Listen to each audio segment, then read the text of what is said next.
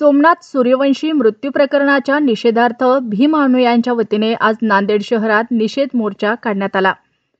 परभणी जिल्ह्यात डॉक्टर बाबासाहेब आंबेडकर यांच्या पुतळा परिसरातील संविधान प्रतिकृतीची विटंबना झाल्याच्या प्रकरणी उसळलेल्या परिस्थितीमध्ये आंदोलक सोमनाथ सूर्यवंशी यांचा पोलीस कोठडीमध्ये मृत्यू झाला।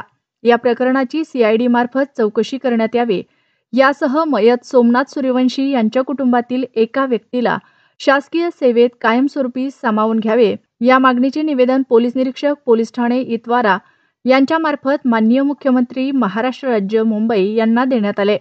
यावेळी सामाजिक कार्यकर्ते प्रीतम जोंधळे, गणेश शिंगे, शंकर धडके, सुरेश हटकर, प्रकाश जोंधळे यांच्यासह अनेक सामाजिक संघटनेचे, राजकीय पक्षातील पदाधिकारी व भीम अनुयायी उपस्थित होते।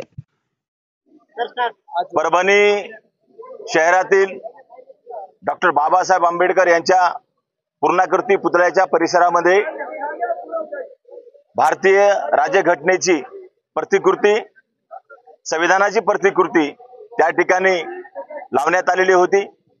त्या प्रतिकृतीचा विटंबनेचा प्रकार परभणी शहरातील पवार नावाच्या व्यक्तीने त्या ठिकाणी करून आणला। त्यामुळं आंबेडकरी समाजामध्ये मोठ्या प्रमाणात तीव्र भावना उमटल्या। परिणामी परभणी शहरामध्ये मोर्चा आंदोलन, निदर्शने, धरणे करण्यात आले। प्रसंगी त्या ठिकाणी त्या मोर्चाला गालबोट लागलं आणि पोलीस प्रशासनाच्या वतीनं त्या ठिकाणी मोठ्या प्रमाणात बळाचा वापर करून लाठीचार्ज करण्यात आला। त्या लाठीचार्जमध्ये आंबेडकरी समाजातील अनेक तरुणी, महिला, पुरुष मोठ्या प्रमाणात जखमी झालेत। त्यापैकी एक ॲडव्होकेट सोमनाथ सूर्यवंशी हा वड्र समाजाचा कार्यकर्ता त्या ठिकाणी शहीद झाला। त्याच्या निषेधार्थ आज नांदेडमध्ये आम्ही जुन्या नांदेड शहरातील सर्व व्यापारी पेठ बंद करण्यात आले।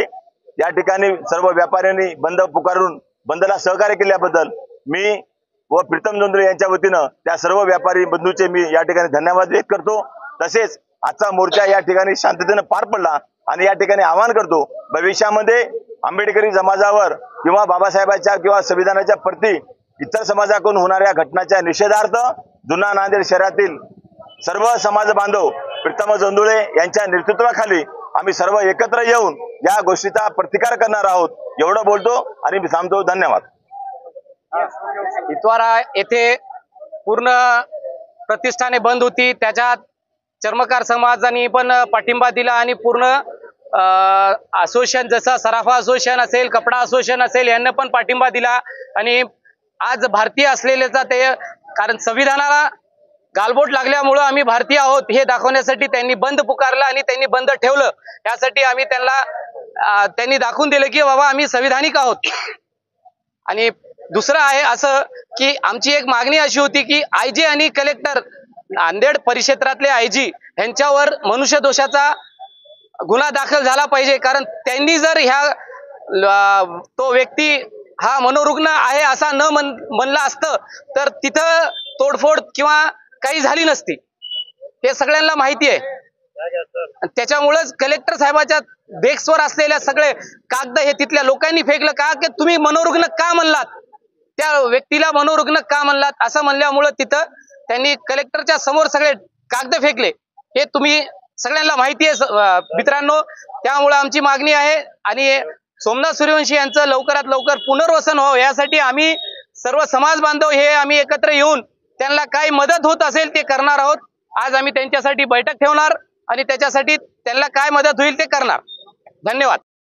पत्रकारांनी जो आज प्रश्न उपस्थित केलेला आहे तो योग्य आहे, कारण की आज एक संविधान प्रेमी, संविधान रक्षक सूर्यवंशी जो LLB ला शिकत असणारा विद्यार्थी आज त्याच्यावर पोलीस अत्याचार आणि प्रशासन जे परभणी प्रशासन त्यांनी जे अत्याचार केला त्या अत्याचारामध्ये त्याचा दुर्दैवी मृत्यू झाला। याला कारण पूर्ण महाराष्ट्र शासन आहे।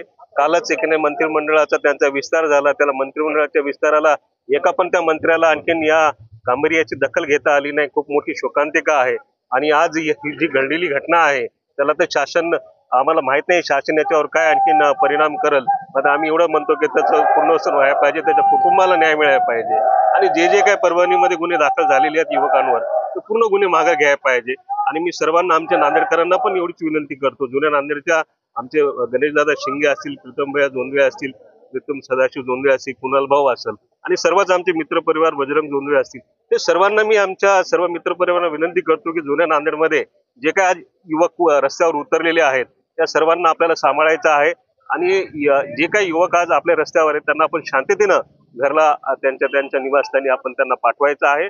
सर्व जुन्या नांदेडच्या सर्व भीमसैनिकांचे आभार व्यक्त करतो की त्यांनी या बंदला मोठमोठा प्रतिसाद देऊन या बंदला या श्रद्धांजली कार्यक्रमाला उपस्थित राहिले.